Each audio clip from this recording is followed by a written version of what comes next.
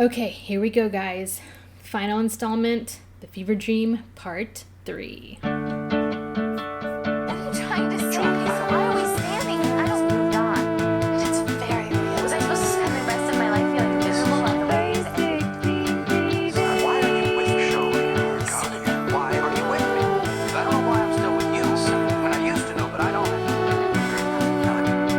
Basic Teen TV.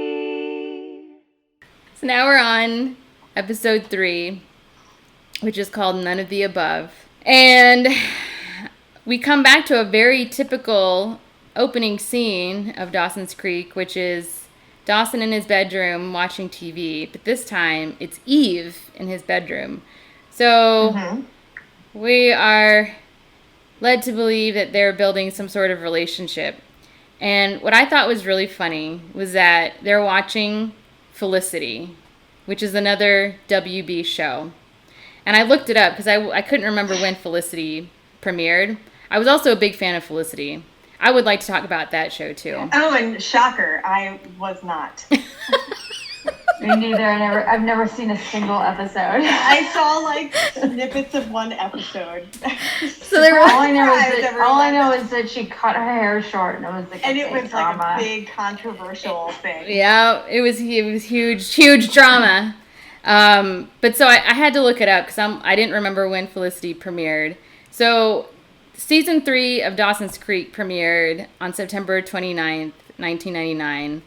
And that was season 3. So Felicity, the series premiere, was September 29th, 1998. So I think they're watching season 2 in this episode of Dawson's Creek.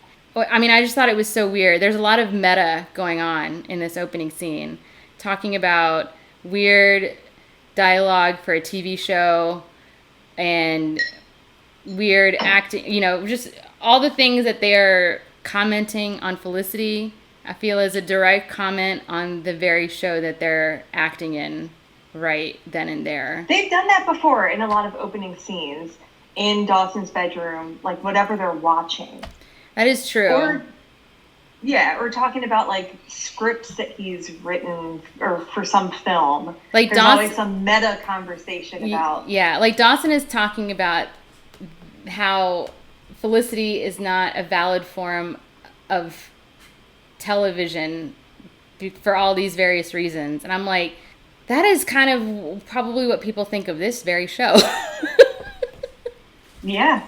And I guess maybe they were aware of that. I think that was intentional. Yeah, I mean, I would hope that it is, that it was, because, yeah, that's exactly what I was thinking. I'm like, you're saying things that could easily be applied to this very show.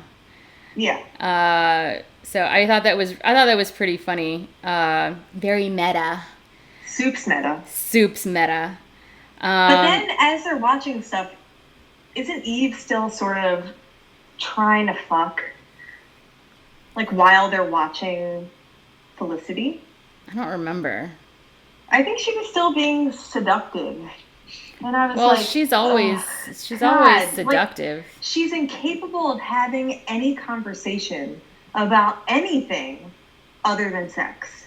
Yeah. She's just like always trying to bone. Yeah. Dawson. Specifically, that's the whole point of her character, is like the temptress. I do think it's weird that she has blinders on to Dawson. I'm like, why?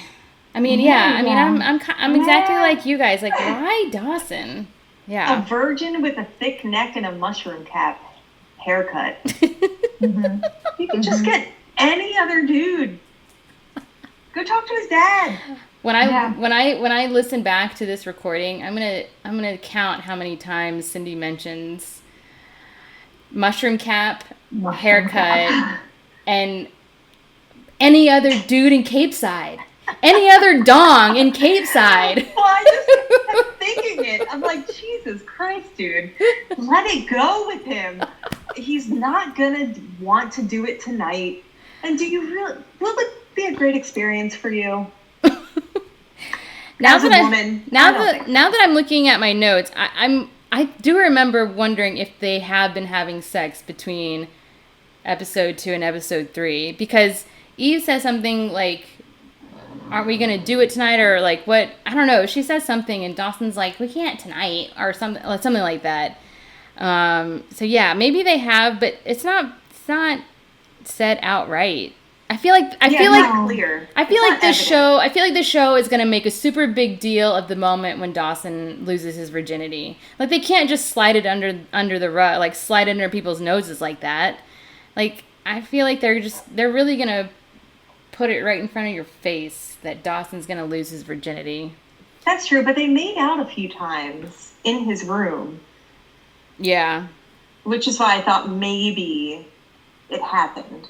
I'm going to say no. Yeah, no, I think they're leading up to like the fucking Big Bang moment where Dawson loses his virginity, but it's, I don't know, how good could that be? It's going to be awful. He's going to come in like 30 seconds. I mean, he already crashed his father's boat into a dock that was like a mile and a half away while getting a blowjob. So how well is sex going to go? It's going to be horrendous. It's going to be her. It's going to be a mess. Which is why I don't understand why she's obsessed in the first place. Yeah, I mean, if from her perspective, if I was going after some 17-year-old dude, which I wouldn't because I'm 43, Hey, never say never. No, never. No, it's illegal. It's gross. But all the red flags are up. That this is not going to be a good experience for you, and you should move on to, like, I don't know, Dawson's dad. Let's pursue that. You're a grown-ass man, recently He'd be divorced. super excited. He'd give her so much attention. He would know what to do. For a recent divorcee, aces. Yeah. Good positioning. Yep. Agree with everything you just said. Right for the picking, right there. There's like a little bit of desperation, but not so much that they are unwilling to try. Exactly. You nailed it. That's it. So the next scene I think we see is Joey, her alarm going off. I mean, I can't remember exactly what happens, but essentially she's had a bad dream. I think she keeps having these SAT nightmares. Right. So all of them, they're not even prepping for the SAT. This is the PSATs, which I thought the PSATs were voluntary. Like you didn't even have, like they didn't. I didn't take mine. They didn't count for anything. They didn't count for anything, but they're making them a very big deal in this episode. Yes. Like that. This is. I never did the PSATs. I just did the SATs once. Yeah, I did too. Me too. I feel like so many kids that I went to school with did the PSATs and then like a few SATs, and I was like, you know what? This SAT score is like good enough for me. Mine was terrible. I did poorly on the SATs. Like I didn't even use my SAT score if I didn't have to on my college applications. I did a lot better on my ACTs than the SAT. I never took ACTs. What's the ACTs? It's just another standardized test that colleges were accepting. You know, you could submit both. You could submit one or the other. I mean, I think a few colleges were like, we'll take either one, we'll take both. I think some were like, nope, only SAT scores. Or the ACT, I think, was accepted everywhere, but that there were some colleges that were like only the SAT score on your college application. But I mean, I sucked in general at standardized testing. I did not do well on most of my standardized tests. I think because of the format. But somehow I did better on my ACT. So they're all freaking out about the PSATs, and I was just really confused because I'm like, you guys don't even have to take this. Like, why? I mean, I get it. Yeah. I get it. But it's you called... should still study for it and try it if you can, but this isn't the real deal. This isn't like the end-all, be-all. It's a practice. Right. Practice run. I mean, what does the PSAT even stand for? Preliminary SAT. It's not even... Yeah, it's just... Practice SAT. Yeah. Yeah, it's And they were freaking the fuck out. freaking out about it.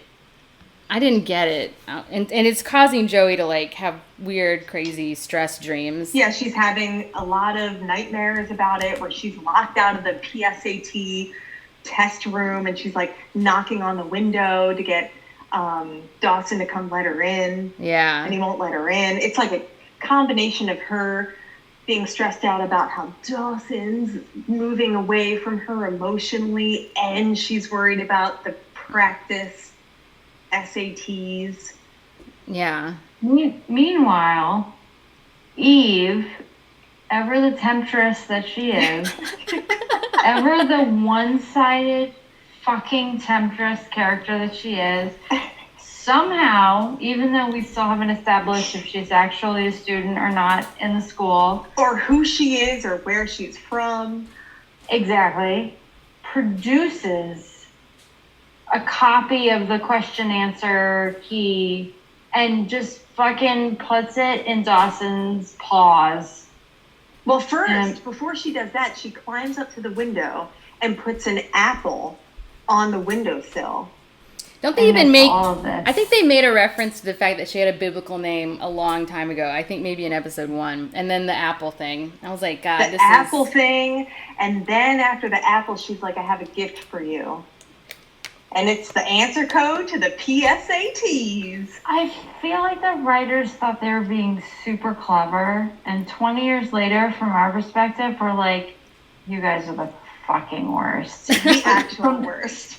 But from their perspective, they're like, we're being super clever. We're making this biblical reference. This is Yeah. teenage drama, and we're inserting this, like, biblical Eve character. We're, like, showing these obvious references of an apple.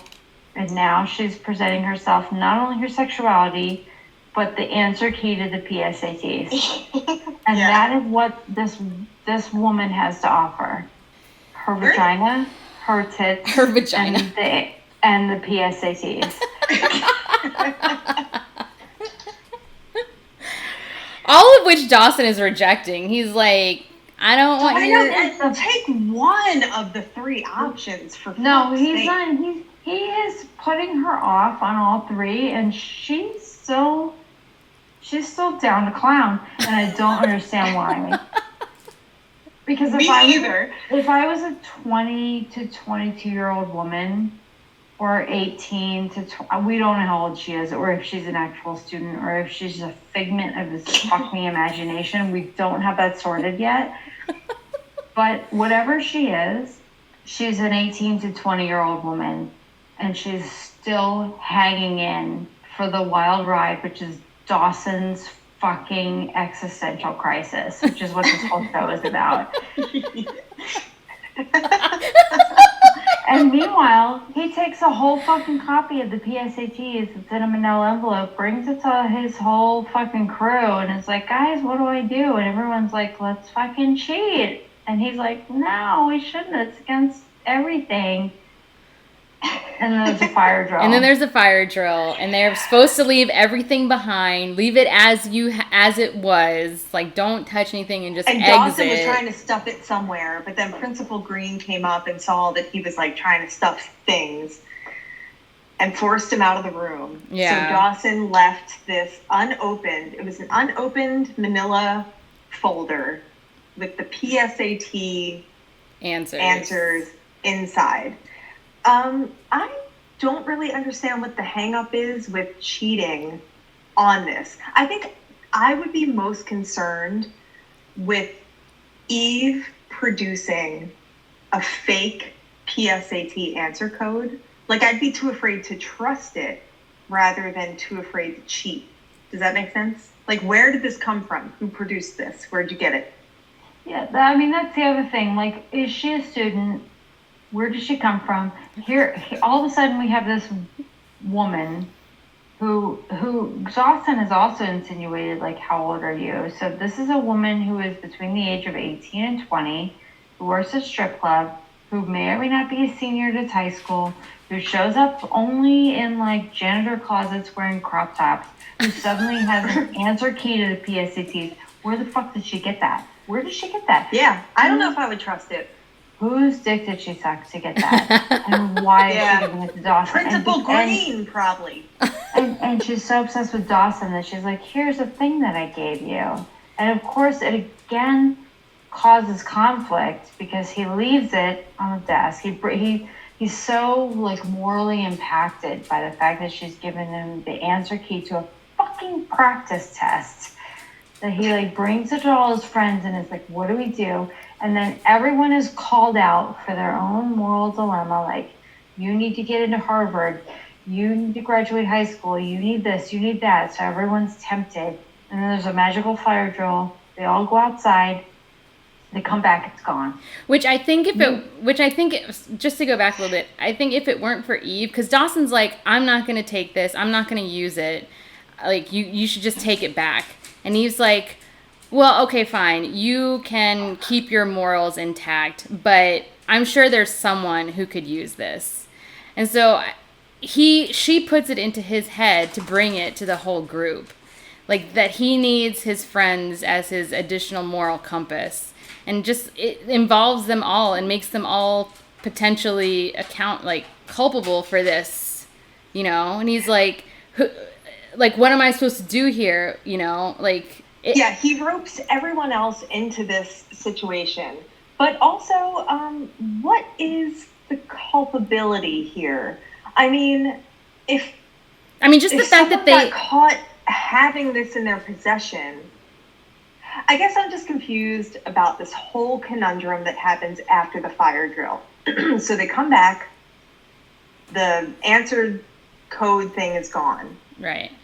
And now Dawson is so terrified that, like, he needs to get it back in his possession. But I don't understand why. His name wasn't on the envelope. There's nothing that, like, brings it back on him personally. What's the fucking issue? Just let it go. Well, I think this was Eve's role in this episode, was to divide the group. Like, she is pitting Dawson against... Oh, she that evil? She is pitting Dawson against every single one of his friends. Because not only does she convince him to be like, you should take this to your friends because someone will want it or someone needs it. So he brings it to his crew. And then once it turns up missing, she says, well, who knows about it? And he's like, well, just me and my 5 other friends. She's like, well, it has to be one of those 5 that took it. So she, like, that is, in my opinion, that is her role in this episode, is to divide the group, pit Dawson against every single one of his friends, because as soon as they come back from the fire drill and it's missing, he brings them all together again, and he's like, okay, guys, which one of you took it? You know, and he's basically accusing all of his friends as being the ones who stole it, and they all, like, look at him in disgust, and then walk away. They're like, I can't believe you're sitting here accusing all of us, and in all of us together and individually all at the same time, that you think that one of us would be the ones to take it. And for him, that's the mission of this episode, is to find out who took it. And Eve narrows in on Pacey. She's like, well, who of your friends would be the most likely person? Like, if you know all these people so well, who do you think is the one who took it? Yeah, she's like, is it the smart person or the dumbass? Yeah. Well, her moral lesson is that, like, the person that is closest to you is the one that's going to stab you in the back. Right, yeah. Which is a shitty moral lesson. It's not always true. But she plants that idea in his head that, like, your best friend is the one that's going to grow up to be your enemy. Yeah. And so he's like, oh, it must be Pacey then. Because Yeah. Pacey is the fucking worst. Pacey's the fuck up in Suddenly. Pace is the fuck up in my friend group. He's the one that has the personality, the characteristics of a thief.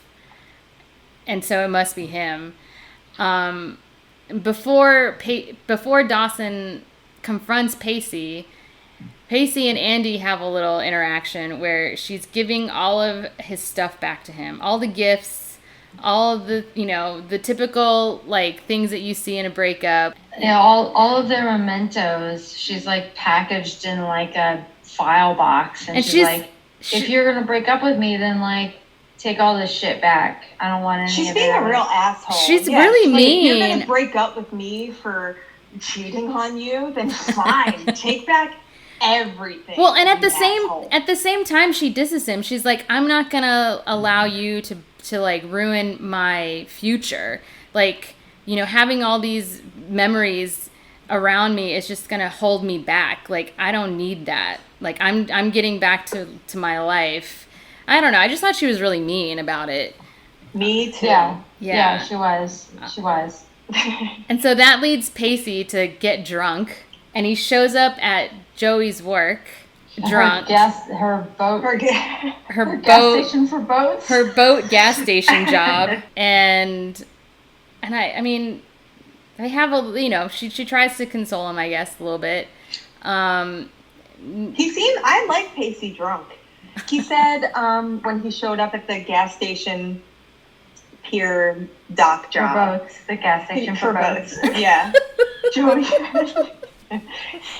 was like, Pacey, have you been drinking? And he was like, but only liquor, I swear. And I was like, that's a good line. Yeah. He's like, but only I'm super wasted. It's fine. And at some point, Dawson shows up. So Eve is convinced Dawson that it must be Pacey who has stolen the answer code. And Dawson finds Pacey at the gas station for boats and confronts Pacey about it. And Pacey's like, I didn't take the fucking answer code, bro. Clearly he's still wasted face. And they get into a really like personal attack on each other. Oh, yeah. Victoria? Well, I think Dawson starts it. Oh, he does He start starts it. the personal attacks. Yeah. No, he does. Yes, Dawson provokes the whole situation, and they throw punches at each other. Yeah. Yeah. BFF fight. That's what I wrote. BFF fight. Yeah. I mean, Dawson is a real fighter. He's fought in every single season so far. Has he? Yes. When did he fight in season 2? He punched Jack at the dance. Oh, right. It's crazy how I watch Dawson's Creek and I just immediately erase it from my memory for the rest of my life. Like he's really like a little pussy. He's like, I'm gonna fight the big guy. I'm gonna fight my best friend. Yeah. Victoria, Like you need to fix your mic. You're sounding underwater again. Hello. There you go. And didn't he punch Cliff in season 1? Also at the dance. Yeah. Oh, it's always over like a sexual rival. Yeah. Which is the same case here. Like Eve put the idea in his head. But she's not a sexual rival. Dawson is not punching Pacey because he's quote unquote defending the honor of a woman. He's punching Pacey because he thinks Pacey did a bad thing. Well, and they both called each other sons of bitches. Like one right after the other. Pacey punches Dawson first because Dawson says some whack ass shit about Andy's mental health. Well, Did no. that happen, Well, or am I making it up? Dawson said, "You're the guy who wouldn't forgive his girlfriend who'd just gotten out of a mental facility for cheating on you, and she's desperately asking for your forgiveness." So he wasn't he wasn't knocking Andy for being in the mental hospital. He was attacking Pacey for not forgiving Andy for because he wouldn't. For doing a thing while she was in a crisis situation. Yeah. So Pacey punches Dawson first? Yeah, well, now I don't know. I gotta look at the fucking butterfly notes. I forget.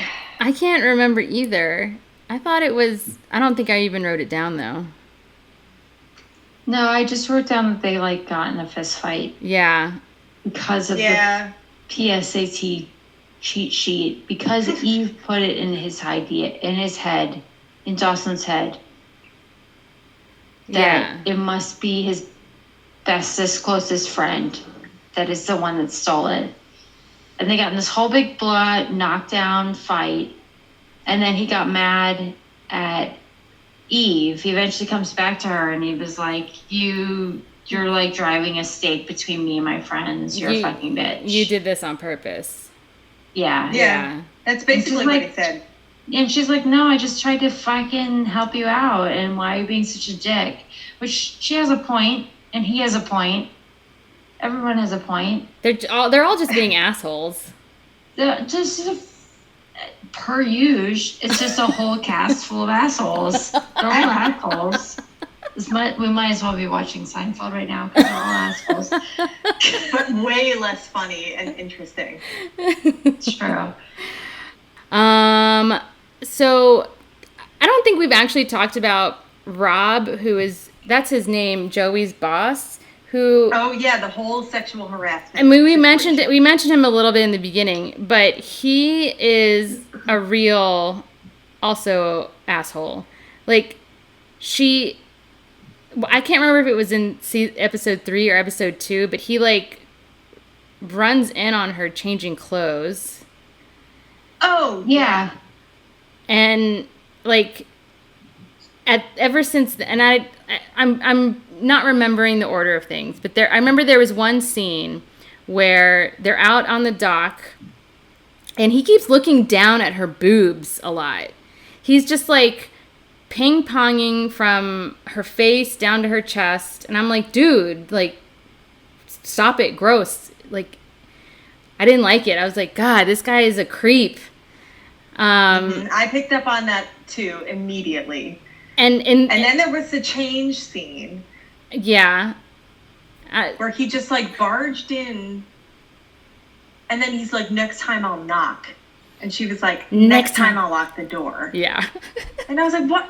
None of this is okay. What's happening here? Because he was still like checking out her tits as she was halfway undressed. Yeah, she's also in the middle of changing. And instead of being like, oh, I'm sorry, and then walking out, he just stays there. He comes and, like, in. watches her while she finishes changing. Yeah. Mm-hmm. Like, doesn't... And I will admit, I got a little hopeful that his character would turn around, because in this episode, Joey comes to him and says, hey, I have a really important test. It's called the PSATs. It's called the practice SATs. Which is important. Completely voluntary and not required to take. But it's super important. Can I please have Friday off because I need time to study or whatever she needs to do? And he's like, yeah, sure, no problem. He like totally is like, yeah, whatever. And then after the whole... Oh, and he asked her out, right, is what he does. And she's like, is it okay if I say no? I'm like, why are you asking him that question? Exactly. I'm like, you shouldn't even be asking that question. Like, your boss shouldn't be asking you out on a fucking date. Yeah. Yeah.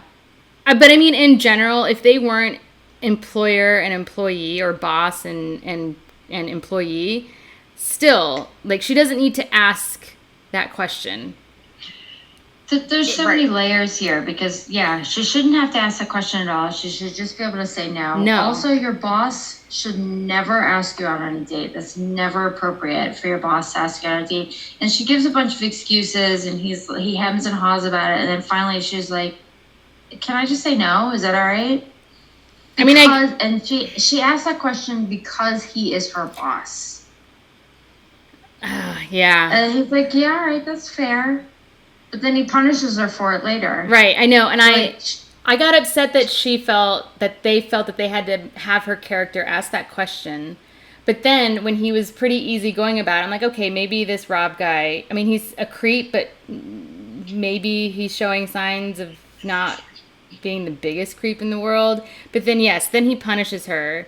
He's butthurt that he's been rejected and takes away the agreement to let her have the night off so she could study for the voluntary test that she's going to take the next day. Yeah, and she's filling some boat full of gas, and she's like daydreaming about something, so she overfills it. She spills like an ounce of gas or something, and he's like, I'm taking this $37 out of your paycheck, and I'm comping these boat people their gas, and you can't have your night off. And now you like, can't have your totally, night like, off.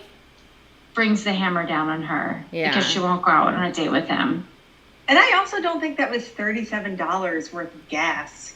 I don't know what kind of gas boats require, but it was like an overspill of maybe $2 max. Yes, especially in 1999. That was when gas dude. cost like 50 cents a gallon. It's not like $3 a gallon like it is now. So, But she does call him out for that. She's like, I think that I bruised your ego in rejecting your date. So at least Joey's character did say that much. all right. I don't remember that part. Did I make that up? No, yeah, she does say something. I just don't know what the outcome is. He's like, too bad, sweetheart. Like, Yeah, too bad. Too bad, I'm sweetheart. fucking boss. Toots. Toots. Get back to filling gas tanks. Toots. yeah, like you can either have this job and go out on dates with me, or you can go fuck yourself. Like, those are your options. Those are the options, baby. Baby I girl. would just move on. Like, what kind of job is this? She could get another job anywhere else, serving tables or whatever in Cape Side. Why does she need this job? I don't know, but I once again we're served with a situation of an adult man or an adult coming on to a minor, Mm-hmm. which seems to be a common thing. Like, am I forgetting what the 90s was like? Because I feel like every episode is like a 25-year-old coming on to a 16-year-old. I'm like, gross. Why? Yeah, Why is teachers and students and dock workers and teenagers and it's just Longshoreman. crazy. You remember the longshoreman guy Yeah. Yeah. assaulting Jen? Yeah, you're right. No. It's No, like and the show doesn't make a point of it. They're just like, this is normal. It's normal for a 25-year-old man to like come on to a 17-year-old girl. Like, that's normal. And I'm like, it's not. It's disgusting. But the show makes it no big deal. Yeah, commonplace. NBD. NBT. Or not even a man or just any adult coming on to it, a minor, a Yeah, teenager. 'cause we've seen It's it- like, okay. Because we've seen it both ways on this show. Yeah, we have. Yeah. And the show takes place in the 90s, not the 70s, the 90s.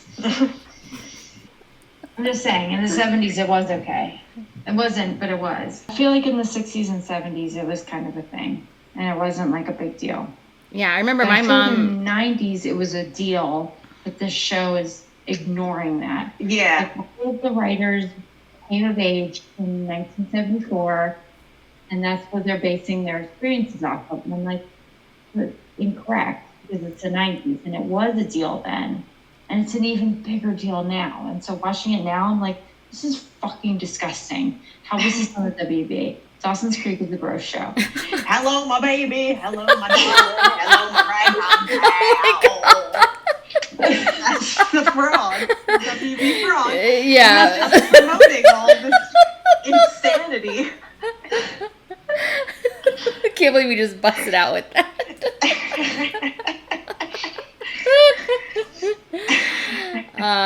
Yeah, I mean, I am, this reason for this whole podcast was one of the things I wanted to see is if this show holds up now. And it does not. I mean, it is so incorrect in so many ways that, yeah. So, I mean, back to the episode. Henry, the freshman quarterback. Wait. Joey has another bad dream where, and I thought this, I mean, kind of good transition work or whatever for the show. We see all 6 of them in the principal's office being like berated because they've all been accused of having the answers to the PSATs, and it turns out it's just another one of Joey's bad dreams because she just like randomly stands up and like pulls the fire alarm and then smiles maniacally at Dawson because Dawson's like, "What are you doing?" And then her alarm goes off and she wakes up. This was the actual fever dream. That was an a dream dream. It was a sleep In dream. episode 1, it didn't show up until episode 3. Actual dream. This is where they confront the idea that all of this has been a dream. Henry, the freshman quarterback kid, admits to Jack that he has a crush on Jen, which we kind of got an inkling of at the pep rally. He like stumbles up on the stage right in front of Jen. And there's like this weird, awkward slow-mo thing that happens. They slow-mo, they're looking at each other.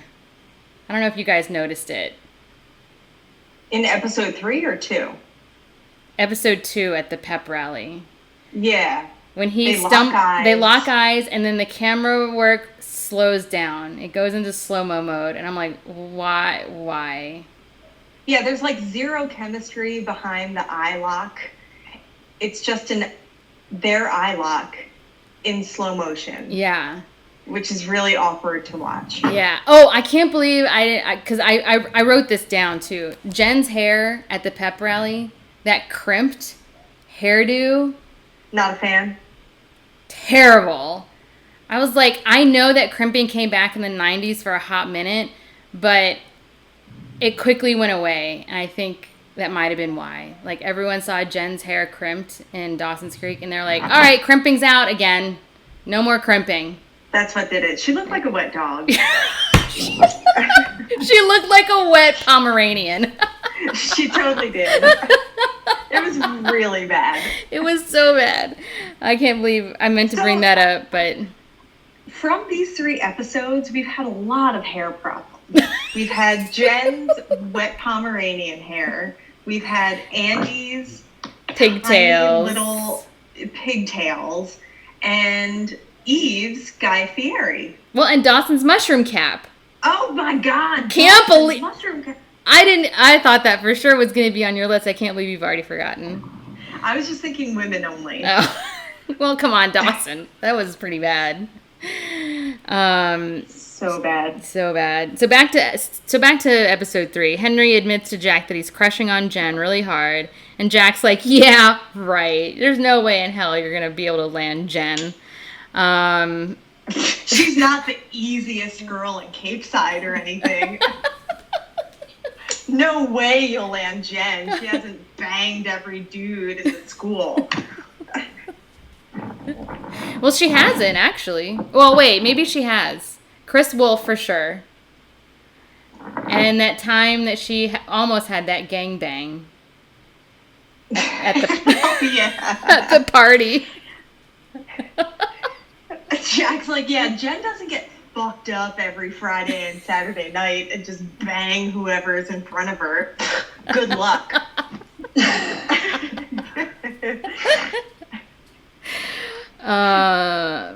So I guess Jack and I guess they're at practice, right? I had to write this down too because Jack is not doing well in practice. He is chickening out on getting through the line or whatever because he got injured. He's the running back. Oh, he got injured. He was thinking about quitting, and Jen convinces him not to. But Henry gives him some advice, which I thought I can't remember what Henry's advice was. Like, if it was like, think of a word that you just concentrate on. Like, I thought maybe Henry was like, just think of something else that you can concentrate on that gives you the motivation to get through this, whatever. And so Jack thinks of a word. And the word is fug. F-U-G. Oh, I thought it was fog. I thought he said fug. And here's why I think it's the word fug. I had to look it up. I'm going to look it up again right now because it's a real word. And it's a word... Well, someone can be fugly. That is that's like something you find in Urban Dictionary. It's not. I don't think it's a word that's actually shown up in Merriam-Webster's dictionary yet. Oh, you don't think fugly is in Merriam-Webster?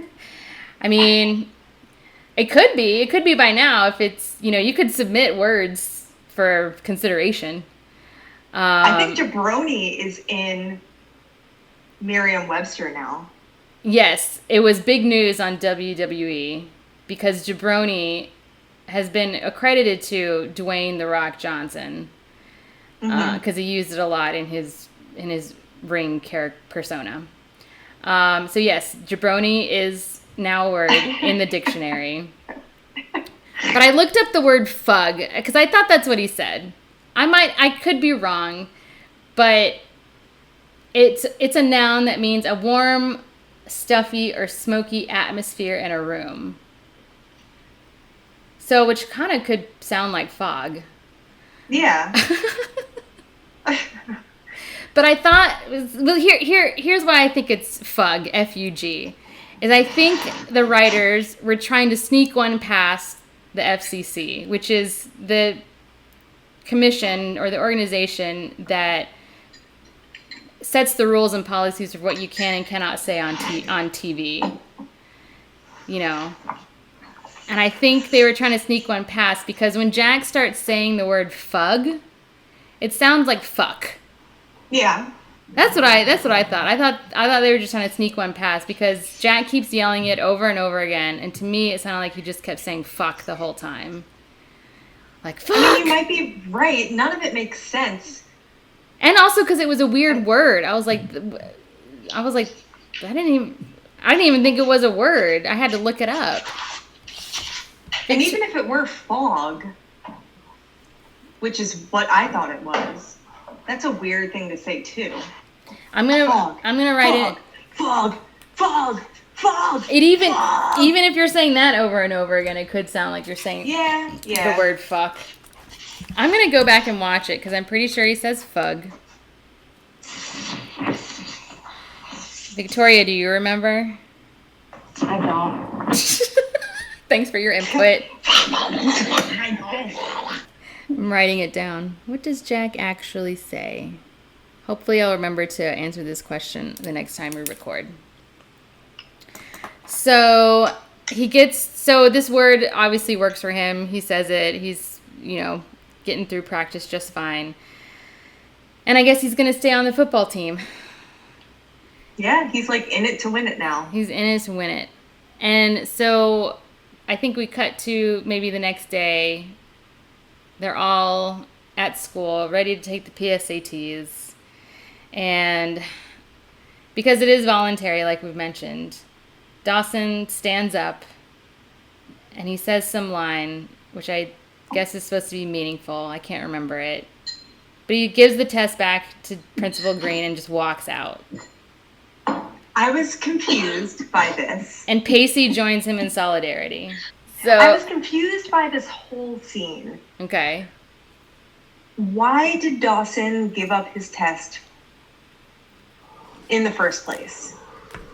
Is it to indicate that Dawson was the one that had the PSAT cheat sheet? Well, okay, I'm just remembering this now. But at the very beginning of this episode, they're all in this room where they're going to be taking the test. And Principal Green is in there talking about it to them.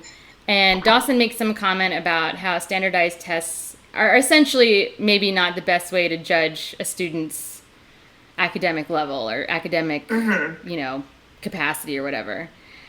And so I think it's like taking us back to that, like Dawson's original opinion of the SATs or the PSATs in general.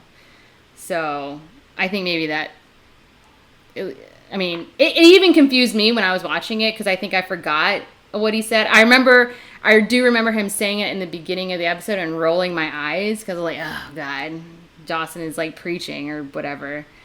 But yeah. Well, I agree with that statement, but I just don't understand why he did that. Was he doing that because he still thought that Pacey stole the thing? And so he was like, I kind of got that impression. in solidarity with Pacey. I don't know. It's all very confusing to me. I didn't understand the ending at all. And then after that, so Pacey and Dawson meet outside of the school, and they're like, yeah, let's not fight about some chick. And they walk away. Mhm. And then it cuts back to Abby. Andy. Who's still taking the test. Abby's dead. What? Andy. Andy. You said Abby. Oh, fuck. Okay, sorry. Andy. Mm-hmm. Andy, it cuts back to the scene where they're all taking the test, and Andy, like, opens up her thing, and she's filling out all the bubbles. Mm-hmm. And then she has, like, a moment where she's looking around the classroom, Mm-hmm. and she seems stressed out. And I can't tell, is she the one who took the... That's what that is. That's what that's implying. Yeah, because she started filling out the bubbles from memory, and then she's like, "Oh, I should actually like Pretend. pull the, like, seal off my Right. test I should booklet actually and pretend like I'm looking at pretend. the questions." Yeah. Yeah. That is But I exact. thought, I'm confused. I'm still confused. Because I do remember the SATs. You do have to unlock, like, the little tape Mm-hmm. Mm-hmm. on the book, the pamphlet. And that's for, like, I don't remember if that's for the writing section or for the bubble fill-in. So I thought she was just opening the writing portion. No, Was to that me, She to had me, like the Scantron card. she had the and Scantron she started card. filling out the bubbles from memory because she had memorized the answers. yeah, And then, like, when she was like 10 questions in, she's like, "Oh, I should open the booklet and pretend like I'm looking at the questions." But she was cheating. yeah, The implication was that she was the one that stole the answers because she desperately wants to get into Harvard. And so yeah. she's got to ace her PSATs so she can ace her SATs. Her so she can get into practice, Harvard. her practice SATs, which are totally voluntary. You're not And just an required. indication of, like, where you are. You are It's not just like a gauge, required like, to how am I doing? take the PSATs. Yeah, but if you cheat on it, then you're just screwed because you haven't learned anything. You haven't practiced Exactly, because you have anything. no idea where you are. Yeah, but that, yes, that is what it is implying, was that she was actually the one who stole the answers off the table. Okay. I'd like to I was see confused by the whole last section. I'd like to see the Houdini move she did to swipe that. Like, how did she get in there and swipe it? Everyone was forced to, like, leave. She was the first one back in after the fire drill, and she just took it. Wait, was that an actual scene, or are you saying that? Or are you just guessing? No, I'm just saying, like, they all filtered in after the fire drill, and she was just the first one, and she just took it. All right. Yeah, I mean, Because they all left. Like, Dawson was the last one during the fire drill to leave, and the principal was like, "Dawson, what the fuck is your problem? Get the fuck out of here." And so they're like, drop what's in your hands and leave the building. And so he left. That's us in actually the what he pool. said. Dawson, what the fuck's your problem? Get the fuck out of here. Drop what's in your hands and leave.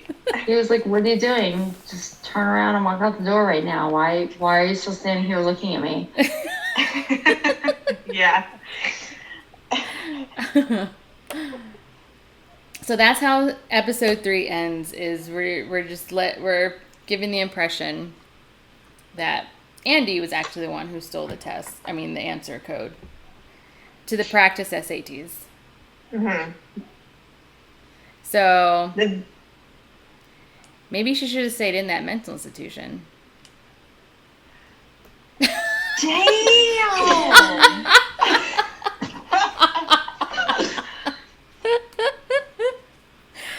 She's not quite ready for normal life. She's stealing shit, man. I mean, she's stealing the answers to a practice test. It's not going to help her in the long run. The Andy, Very true. the old Andy would never have done that. She would have, like, berated everyone who even thought about looking at those answers. The old Andy bless also you. wouldn't have worn that hairstyle or that butterfly shirt. See? She gone. She did. She is actually dead, I guess. They're doing a really weird 180 with her character, I think. Yeah. But first 3 episodes down, ladies. and they were wild. They were crazy. This is a whole new Cape Side, and I don't know how to take it. Ditto, man. I'm like concerned about Cape Side and where it's going. I mean, it's one thing to have like a drug dealer in the community, whatever. That's like every town. But now shit's getting really crazy. Yeah. And the only one who didn't have any real drama I guess there was more than one, was Jen and Joey. I mean, like, Joey had to deal with her, like, creeper, pedophile boss. And then Jen was just the head cheerleader. Yeah, and her like coming to terms with popularity when she was trying to be contrarian, Yeah. you know? That's about it. Yeah. The first 3 episodes really centered around Dawson and Pacey, I think. And like sex. And sex. And a lot of sex talk. strippers. And strippers. Yeah, just like an obsession with them and fucking. Yeah. Which I don't know how. And I no don't- one actually banged. Yeah, after No. all this, they all just have blue balls. After 3 episodes, it's like 3 hours of buildup and then nothing. Ooh, that's painful. All right. Season 3, episodes 1, 2, and 3 in the books. This has been Basic Teen TV. I'm Melissa. I'm Victoria. I'm Cindy. If you want to like follow us on Instagram, we are at Basic Teen TV. That's our handle. You can listen to us on Apple, Spotify. Leave us a rating and review on Apple. That helps people find us, so we can get more listeners. We think we have like between 7 and 8 listeners now. We're aiming for like a dozen. Yeah, that would 12 listeners. That would be cool. 12 subscribers. That would Spread the word. That would be true success for us. Tell all 3 of your friends to listen to us. And we'll be back next week for episodes 4, 5, and 6 next week, guys. All right. Standing. I don't know. Bye. Bye. Was I supposed to stand in my